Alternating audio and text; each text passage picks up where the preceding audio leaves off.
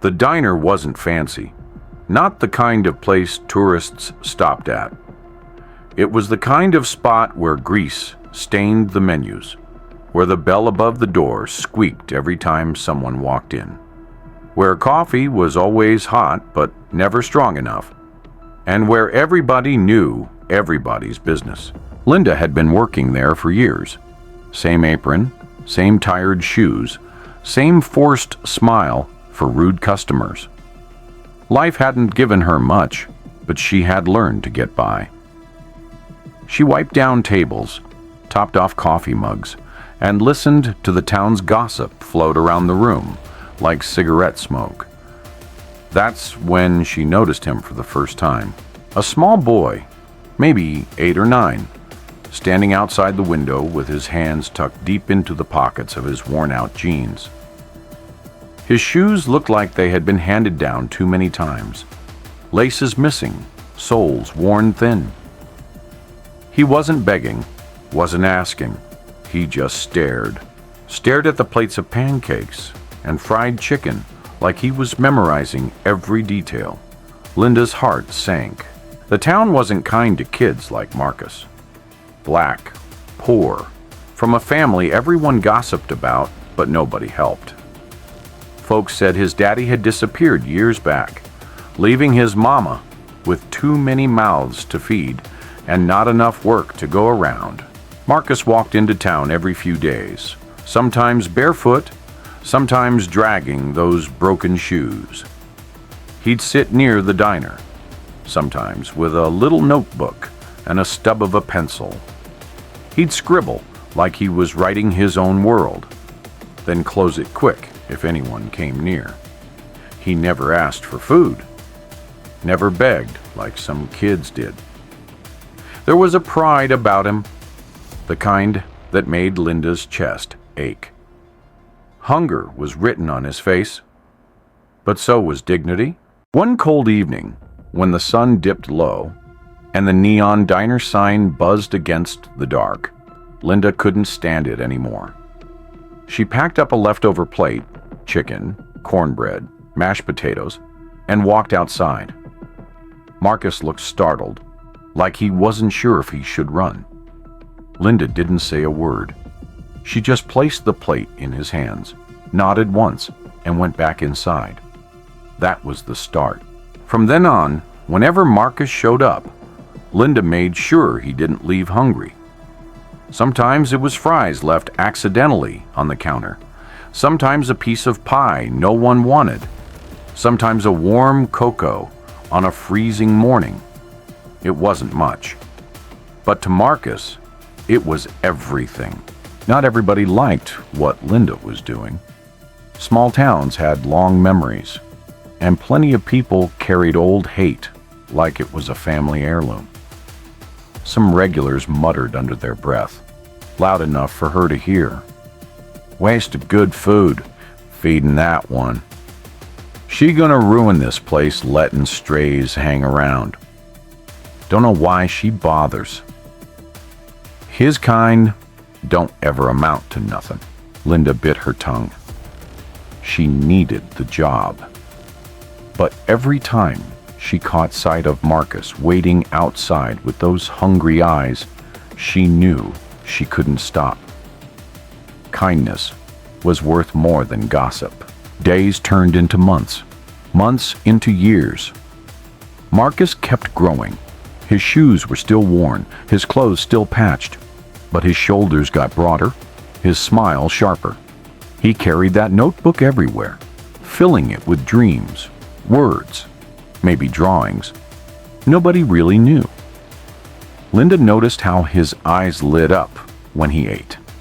Not just from the food itself, but from being seen, from being treated like he mattered. For 7 years, this routine went on. 7 years of meals passed through quiet hands. 7 years of kindness tucked into foil packets. 7 years of a small-town waitress carrying the weight of a boy's hunger in her own way. And in those years, Marcus became more than just that kid. To Linda, he was family she never asked for, but somehow needed. And then one day, he was gone. No shadow at the diner window, no empty stomach waiting on the curb, no quiet nod of thanks when she slipped him food. Linda left plates out for weeks, just in case. She kept glancing at the window, hoping his face would appear again. But it never did. The whispers started again. Guess he finally ran off. Probably got himself into trouble. Those kids don't last long around here. Linda hated those words. She didn't want to believe them. She wanted to believe Marcus had gone somewhere better, chasing something bigger than this little town. But as days turned into months, and months into years, a dull ache grew in her chest. The boy she had fed, the boy she had silently loved like her own, was gone, and she never even got to say goodbye. Time had not been gentle with Linda. Her hair, once a soft chestnut, now carried streaks of gray. Her back ached from bending over tables too many years. The diner walls looked tired, the same pale paint peeling, the same neon light buzzing like it had been crying out for retirement. The town hadn't changed much either. Same old gossip, same old stares, same old tight-lipped racism that never seemed to die. But Linda had grown used to it. She had stopped waiting at the window for Marcus a long time ago. Still, every once in a while, when the sun hit the glass just right, she swore she could almost see the shadow of that boy staring back. It was one of those nights when rain hit the pavement hard, thunder rolling across the hills. Linda was closing up, wiping down counters with her aching hands, when headlights lit up the diner parking lot. Not the usual rusty pickups or old sedans she was used to seeing. This was different. Big, shiny. A black SUV, tinted windows, chrome wheels catching the stormlight. The kind of car that screamed money, power, city life, not small-town struggle. Linda froze, dish rag in hand. Nobody in town owned a ride like that. The door opened, and out stepped a man in a tailored suit, polished shoes untouched by mud. He moved with the kind of confidence small towns didn't breed. He looked like he belonged in skyscrapers, not diners. And then she saw his face. The years melted away in an instant. Beneath the sharp jawline, the expensive clothes, the air of success, she saw him. The boy who once stood hungry outside her window. The boy she slipped fries and cornbread to when no one else cared. Marcus. Her breath caught. She almost dropped the rag. It felt like a ghost had walked through the diner door. But this wasn't the boy she remembered. This was a man. Strong, polished, confident. A man who had faced the world and somehow won. Word spread fast in towns like this. By the time Marcus's SUV rolled up Main Street a second time, people were already whispering. Some pressed their faces to shop windows. Others leaned on porch rails, arms crossed, eyes narrowed. That's him, ain't it? The Johnson boy thought he disappeared. Look at that car. Look at those clothes. Where'd he get all that? Bet it ain't honest money. Old jealousy mixed with old prejudice. They couldn't stand to see him rise. Couldn't stand that a black kid they once mocked now drove the kind of car they couldn't even dream of affording. Linda heard it all, every poisonous word. But she didn't care what they thought. All she could think about was how far he had come. Marcus stepped inside the diner. The bell above the door gave the same tired squeak. The smell of coffee and fried chicken hit the air, just like it had years ago.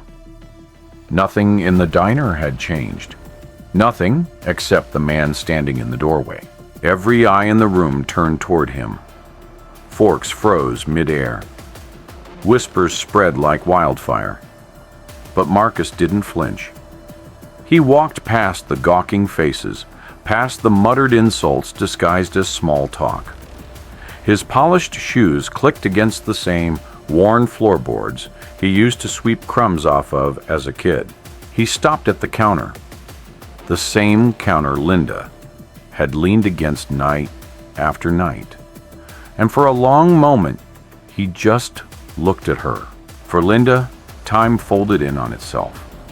She saw the little boy standing outside in the rain, shoes too thin for winter. She saw his wide eyes when she slipped him his first hot meal. She saw the notebook he carried, the one he scribbled in with such determination. And now she saw the man he had become. A man whose presence filled the diner, whose silence spoke louder than any words.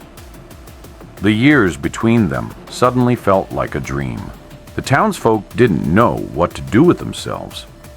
Here was Marcus, successful, powerful, untouchable, standing in the very diner where they once whispered he wouldn't amount to anything.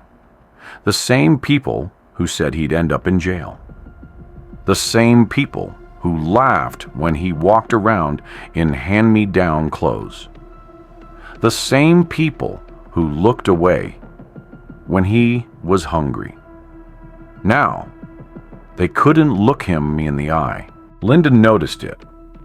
She noticed how suddenly everyone found their coffee cups very interesting, how the ones who used to gossip the loudest now kept their mouths shut. And in that silence, Linda felt something new. Not just pride, but vindication.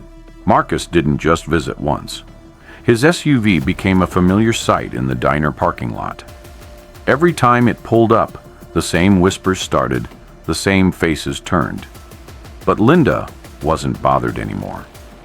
She stopped listening to the noise. All she cared about was that Marcus kept coming back. Not for the food, not for the diner, for her. Linda's little house stood on the edge of town, weathered by years of storms. Paint chipped, shutters crooked, the porch sagging under its own weight. Inside, the furniture was old. The floor creaked with every step, and the fridge hummed louder than it should. It was home, but barely holding together. Most nights, Linda came home from the diner, too tired to even notice. She'd heat up leftovers, sink into her chair, and whisper a tired prayer. She had worked her whole life, but her savings had gone to hospital bills for her late husband, and the diner pay barely kept her afloat. Retirement wasn't even a word she dared to say out loud. That night, though, a pair of headlights stopped in her driveway. The same black SUV. Marcus had been watching from a distance. He saw the tired way Linda walked after her shifts. He saw her pulling her sweater tighter against the cold because the heater inside barely worked. The woman who had once fed him without asking for a dime was now struggling. And he couldn't let that sit. One morning, before dawn, the neighborhood woke to the sight of a construction crew parked outside Linda's house. Hammering, painting, repairs happening faster than the gossip could spread. By the end of the week, her old house looked brand new. Fresh paint, a solid roof, a porch that stood tall again. A brand new heater hummed inside, the fridge stocked, the cupboards full. The townsfolk gawked, whispering, trying to piece together the mystery. But Linda knew. What came next left the town reeling. Linda stopped by the bank one Friday afternoon, her mind on bills and overdue notes. She expected the same sad balance staring back at her. Instead, the teller's face froze. Her screen lit up with numbers that didn't make sense. Zeros stacked on top of zeros. Enough to wipe out every debt, every worry, every sleepless night. Linda's hands shook as she tried to understand. She hadn't won the lottery. She hadn't inherited a fortune. It was Marcus. Quietly, without a word, he had changed her life. The whispers turned sharp. Some said Linda didn't deserve it. Some said Marcus was just showing off. Others muttered that money couldn't buy respect, couldn't buy a new skin color, couldn't erase the past. But deep down, they knew the truth. They knew he had chosen her, the same woman they all overlooked, the one who showed kindness when they didn't. The jealousy burned hotter than ever, but this time they couldn't twist it, couldn't make it ugly enough to hide the truth. Linda's kindness had returned to her 100-fold. The diner had always been a struggling spot, scraping by on locals who tipped quarters instead of dollars. The neon sign flickered more than it glowed. But then something strange happened. Marcus bought the building. Renovations started. New booths, new lights, a shine the place hadn't seen in decades. And when it reopened, business boomed. Not because of the food, not because of the paint job, but because Marcus put Linda's name on it. Linda's Diner. The sign glowed brighter than ever before. Strangers from out of town started showing up, curious about the story they'd seen online. Videos spread. Posts went viral. The small-town diner became a landmark, a symbol of kindness coming full circle. For the first time in her life, Linda didn't have to worry about money. She didn't have to count pennies before buying groceries. She didn't have to drag herself to work with aching bones. But she didn't stop working. She still showed up to the diner every morning, still poured coffee, still called people Han with a smile. Not because she had to, but because that was who she was. Marcus visited often, sometimes pulling up in his SUV, sometimes slipping in quietly like he always did. He didn't make speeches. He didn't brag. He just showed up, sat at the counter, and let his presence speak for itself. And Linda never stopped looking at him the same way she once did when he was just a hungry boy with big eyes. One summer evening, the diner buzzed with laughter, kids pressing their noses to the glass pie case, families sharing milkshakes. Linda leaned against the counter, her eyes scanning the room. Her gaze landed on Marcus, sitting in the same booth he once stared at from the outside. Except this time, he wasn't hungry. He wasn't cold. He wasn't alone. And in that moment, everything came full circle. The boy who had once needed saving had returned, not just to give back, but to lift the woman who saved him higher than anyone thought possible. The town had no choice but to watch, to swallow their bitterness, to see the truth laid bare. Kindness had power. It didn't fade. It didn't go unnoticed. It came back, louder and stronger than ever. Linda never asked for a reward. She never expected anything in return. All she did was feed a hungry boy. And years later, that boy came back in an SUV carrying more than money, carrying proof that compassion outlives cruelty, and love is stronger than hate.